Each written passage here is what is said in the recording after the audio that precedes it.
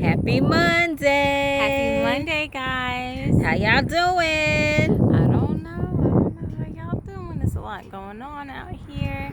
I'm doing well personally myself.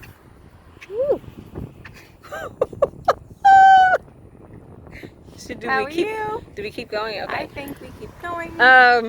Good. I am good. It is time to do our Monday message. Right. Let's see what thus saith the Lord. You want to open the Bible? I would love to. Awesome. Just gonna. Oh boy, usually I'll do this to an earlier part of the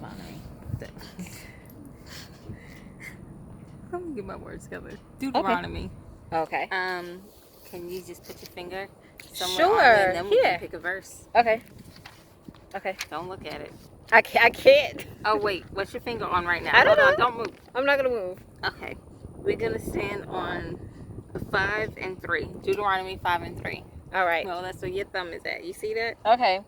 The Lord made not his covenant with our fathers, but with us, even us, who are all of us here alive this day. Oh, awesome. So this is about the 10 Commandments. The Lord made his covenant with us. And so I think this is so great, especially for us as sisters. We're doing Cheddar's Girls, carrying out our mom's legacy based on the things that she did. We're pastors' kids. Our mom was a pastor. Our father preached the word. We come from a family of preachers, teachers, ministers, deacons, all of that. That's that family. Usher board. Yes. Don't mess with the people on the usher board, okay? That's what we come from. But I love this because it says that God made that covenant with us. And I would love for you. You're really great with words and definitions. I would love for you to talk about what a covenant is, if you want to. A covenant is a promise. A covenant is like the banner. That's the rainbow. A covenant to me is like a mandate. A covenant to me is what's the word when someone passes on? Not just a mantle. A covenant is something that can interact in all of the things that I just said. But a covenant is very special, but it is a promise. It's one of those things where you think of in today's times, if you're in the legal system, and there's something that's supposed to be done, a covenant is that promise. Like you're held to that agreement. And God's covenants, He sticks to them. He doesn't break them. He does And we have so many promises and so many gifts that he's provided to us through covenant. If you agree, if you walk righteously, if you follow his word, his guidance, the 10 Commandments he's put in here, that's what they're talking about in Deuteronomy, that he will give you a prosperous life, that he will take care of you, he will protect you, all of those things that he is, because he changes not. He is God. He is the I am that I am. And he's made an agreement with you, not with your mama, not with your daddy, not with your auntie, not with your uncle. He's made that agreement. He's made that covenant promise with you, that if you stick with him, he's going to stick with you. If you walk with him, he's going to walk with you. Yeah. And that I love. And just, picking out a verse, just taking an excerpt out of a whole chapter, opening the Bible and reading through it. That's kind of what is speaking to my spirit with that, is that covenant promise is for you, that you don't have to live on with something that God promised someone else. You don't have to walk through a promise that he's given to somebody our God else. is faithful. Our God is trustworthy. Whatever he tells you, Yes. I mean, you can't believe your best friend. You can't believe nobody else, but God will come through, and he comes through every time, and he comes through when he's needed. He may not come on our time, but he comes on the time that he's needed, the time that he is appointed to come down to do whatever special work that is with you and for you, in his timing.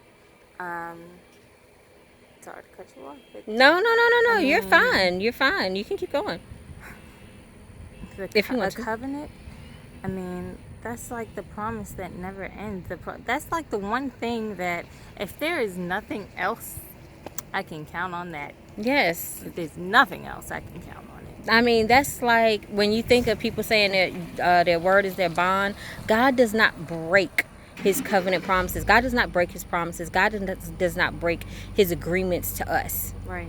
If he's going to take the time to put forth an agreement out there, it's going to be for you. And one thing that I do love about the Bible and about the people that we read about in the Bible is God will say things. If he's made a covenant, he will say it to you more than once, many times, more than twice. And then there's going to be some kind of sign or symbol or something that's going to remind you that this is the promise of God.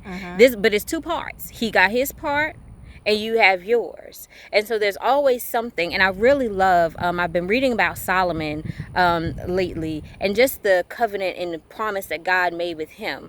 Like, you will continue to be the most wise, to be taken care of with riches, with you're going to be comfortable. There's going to be peace on every side, not like the other kings, not like his father David. There was no peace. David was always fighting somebody. If we don't talk about nothing but David and Saul, David and Philistines, I mean, it was always something going on with David. David and Goliath. I mean, David didn't get a break. Okay? But Solomon did, and had that time to build the temple where the Ark of the Covenant could reside. And he was so blessed because he did that, and it was in his heart to do. It was in David's heart to do, but Solomon was able to carry out that work. And God let him know, I'm going to really be with you, and this is how I'm going to be with you as long as you continue to walk in my ways. And as soon as Solomon decided he was going to start doing other stuff and idol worship and things that were not of our God, things changed for him. And so when things start changing in your life, it's not because God failed you. It's none of those things. Just think about that two-part agreement. What God said he would do for you, how he would be there for you, as long as you keep his ways, you walk in truth. That's what I got. Okay. I mean, you saying those things, it makes me think of like the barter trade system. But it is what it is. Our God is a jealous God, and those words are in the Bible. It's important to give him honor and to give him reverence. And I don't feel like this has to be. I think the message is there. It is, and sorry, I don't want to interrupt. It's okay.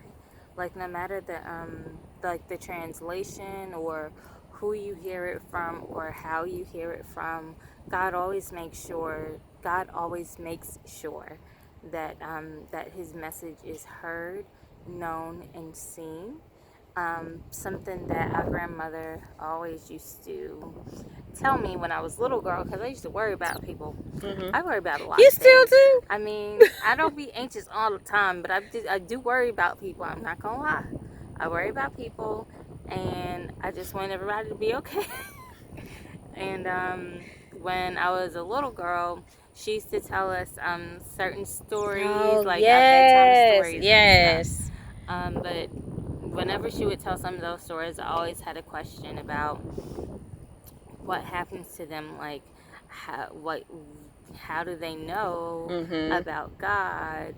And she's like, and this is something that I do believe is true, especially with like the work that we're doing now. I feel like these are these moments, not to put anybody specific out there.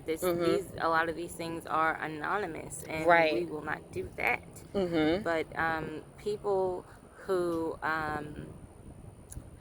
may not have known God, she explained it to me as though there will always be an opportunity for someone to know God, for someone to know who God is and what that means to their life, their saving, and their salvation. And that is true. It's really true. And so that was like my concern, because in our belief and our faith as we were raising, you're not saved or this or that, well, you don't make it to heaven. And I'm like, so what about the people who didn't grow up with us going to church Sunday, Monday, Tuesday, Wednesday, Thursday, Friday, Saturday. Right. Like, what about them? Mm-hmm. And as getting older, able to see that actually happening and flourishing, even if it's through me, telling them about God and explaining God and having those conversations with people who can trust you to talk to them about something, that there's always an option, a possibility, an opening for you to let God in, so no one can say that they have not been given that chance. I feel like I'm gonna be off topic. No. It I is, think that's it's important to so say. important, because when we leave this world, where are we going? And God wishes that we have life and More life more abundantly. abundantly. Yeah. And a lot of times, I love that specific verse because I can take it in so many different ways, so many different revelations that I get from it from time to time. But in this instance, the way I specifically feel about that isn't just life more abundantly, like we're going to prosper here on this earth. But when he says life more abundantly, God didn't come to give us life just on this earth. He Right. came so that we may have eternal life, so that we may be with him in glory forever. And that is what that is about. So I'm sorry, what were you? Nope, you keep Oh, going. no, I'm good. I am good. I just wanted to bring that up because I feel like that's the key. That's what you're talking about. At the end of the day, you're talking about salvation, and it's not just salvation for our souls this moment so that we can live in some type of comfort or some type of imagined idea of what our day-to-day should look like. But it's really about our souls being saved in an eternal way, to be with God forever. This physical body, our earthly riches, our earthly belongings will pass away, but our soul lives on forever. It looks like you're looking for a specific verse. I'm really excited for what you're going to. Well, just because of what you're talking about, I was reading this the other day. Okay. If I'm at it, it depends on if I'm really at the right Okay. chapter. All right. Do you think you are? Okay. I don't think she could find it this very instant. No, But we love you guys, and just know that any agreement that God makes with you is final. Don't forget your part in it. And like Rebecca was saying earlier about being reverent to God and acknowledging him in all that you do. We love you guys. Please send us your praise reports. If you want a Bible or if you want prayer, cheddarsgirls.org. Until next time. We love you. Bye. Bye.